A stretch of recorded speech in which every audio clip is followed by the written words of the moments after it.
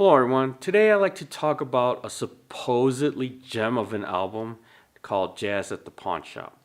Now, I bought this not too long ago, about a little over a year ago, and it was one of those that caught my eye because I usually when I go to either record stores or places like garage sales or something that are getting rid of their CDs, I try to look for something a bit different. So, obviously, stuff that I don't have, but really just in general, like groups or something I've never heard of, especially in the jazz genre. And this popped up and took it home. I think I gave it a listen, the whole album, a few days or so later when I was working from home. And I realized after the album finished that, hey, this album's actually pretty good. I didn't know who this was exactly. I thought, to be honest, Jazz at the Pawn Shop, I thought that was actually the group name. But, so I didn't think of much to it, think a lot about it until, maybe a couple weeks later, I decided to give this another go. And after the album finished, I came to the conclusion, my personal feeling that, hey, this is not a bad album at all. It's kind of a very, very tight, very straightforward jazz, but tight. It's done well. So I decided to look this up. I Googled it, Jazz at the Pawn Shop. And one of the first things that popped up was Jazz at the Pawn Shop, the greatest jazz album of the 20th century. I'm like, what? So I'm trying to figure out, are they talking about the album, the group, or something else entirely? And then when I, dive deeper into it, yes, they're talking about this damn album. Now, if you don't know this, this is not a group name. This is actually the album name, Jazz at the Pawn Shop. I think there's a series, maybe 3 or 4 of them. And it's done by these musicians. I think the label Proprius or something is owned by one of these guys. So that's what that is. And they actually, from what I understand, was recording. So this is a live album, and it was recorded in a pawn shop. So I don't know if the pawn shop doubled up as a kind of like a little studio thing or concert thing, like or a live venue. I don't know, or maybe it was converted to it. I don't recall what happened, but it was actually in a building. Maybe the same building that's being pictured here. So anyway, there's reviews like this is the greatest jazz album 20th century. This is one of the best albums, live albums, period. And I'm like, whoa, hold off. I'm reading these reviews. I'm like, what is this? I mean, is this like AI generated comments for this group or something like that? And so I dug deeper because I didn't think that. I mean, I listened to this twice, and now the second time I listened to it, I thought it was really good. And it was good in the sense that, hey, if I wanted to make a comment, I thought this would be like an underrated album or underrated, jazz group because I've never heard of them at all. I get they're where are they, from Sweden or something? Stockholm, my bad. But anyway, it's just one of those where, hey, I think this is a pretty underrated album group. You gotta go listen to this. After reading some of the comments of being the greatest 20th century album, jazz recording of all time, it kind of flipped. I'm thinking, man, they're overrated. Now, overrated in the sense, I don't think it's the greatest jazz recording of the 20th century. And I've got a lot of jazz recordings, so especially in the 20th century. So it's, to me, I think it's like some marketing thing or whatnot. But I dive deeper into why it was considered this, because it was actually labeled. I think one reviewer gave it that label as being the best jazz recording of all time, or of the 20th century. I'm trying to understand exactly why, and I think it's more of the recording itself. So like the production, how it was recorded onto the actual medium that you can buy. And I also, from what I understand, people in the know of this album when it came out in 76, 77, around there, 1976 or 77. A lot of people who knew this album used this as like the CD, not the the album to use to demo like high-end audio systems. So, knowing that, I decided to give this one more listen. No, I wouldn't say one more, another listen to it. But this time, really concentrating on it. So instead of just trying to do some work and listening to this in the background, I was giving it my full attention. And I put the CD in my more better equipment instead of my office stereo equipment. So I tried to simulate like how it would be done in the 70s, or at least like straight equipment, no surround, no nothing. So I have my 2 tower JBL studios. They're decent, but that's my best at that location.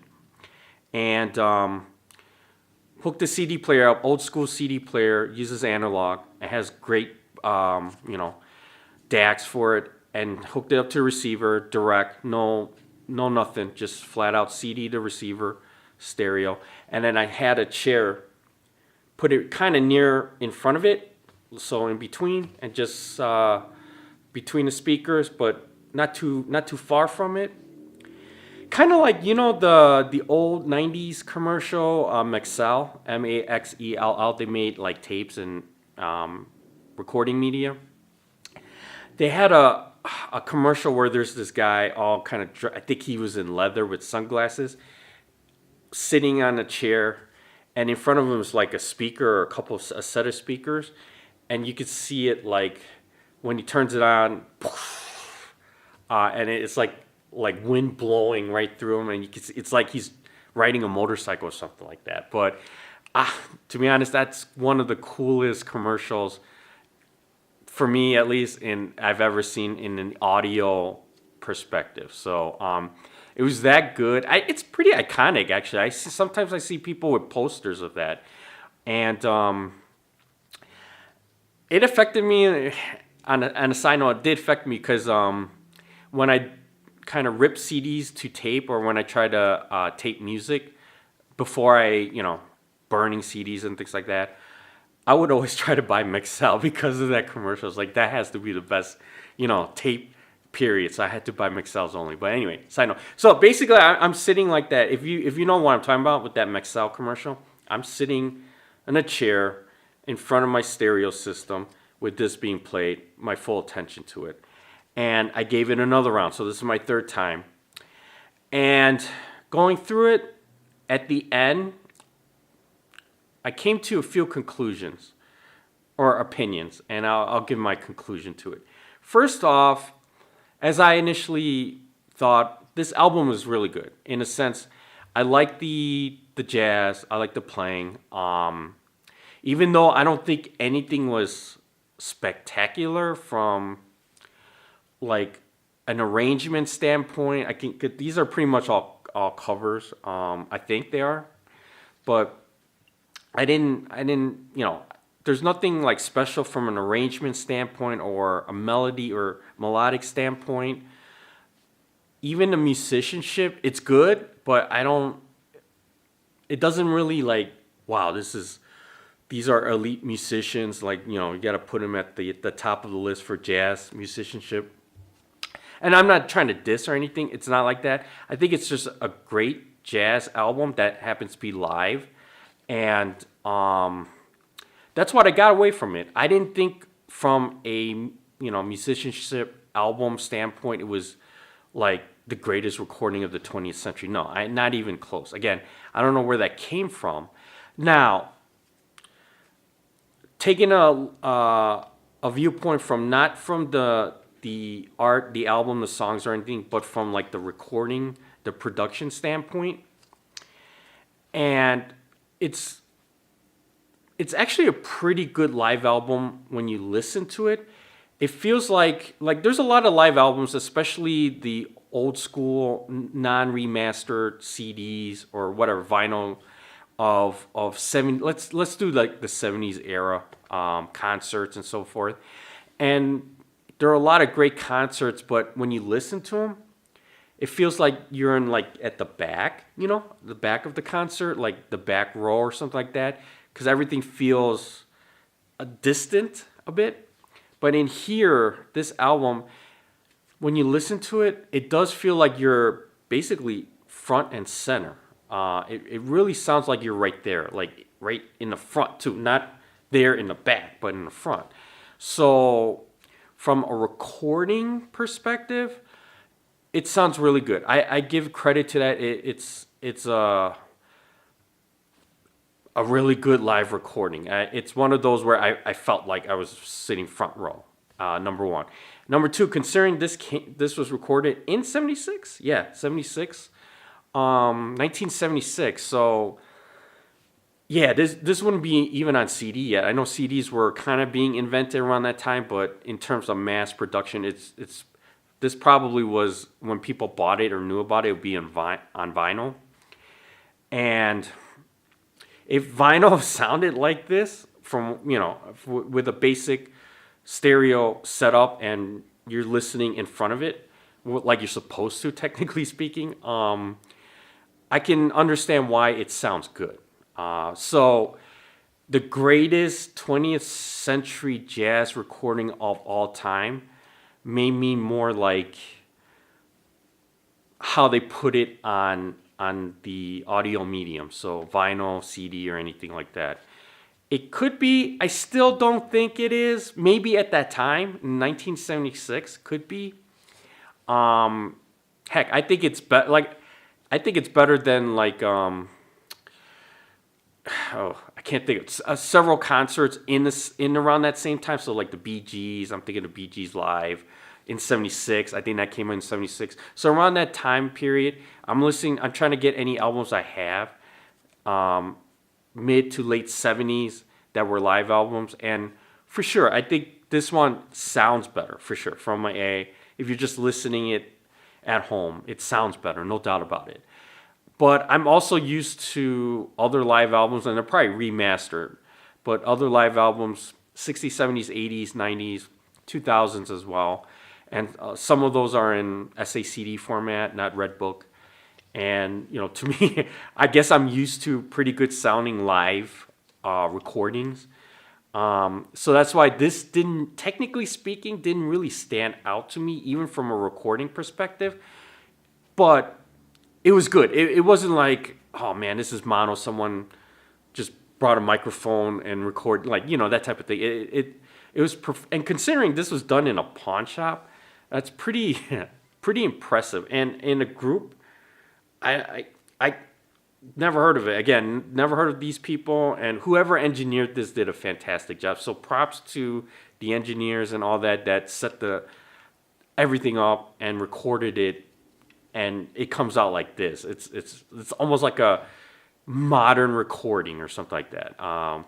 So props to that. Outside of that, it's a good, and I want to get back to this. I don't want to diss this in any way. It's not. It's a good album. Very good album. Very good jazz album. Highly recommend a listen. But in terms of the greatest 20th century jazz recording of all time, no.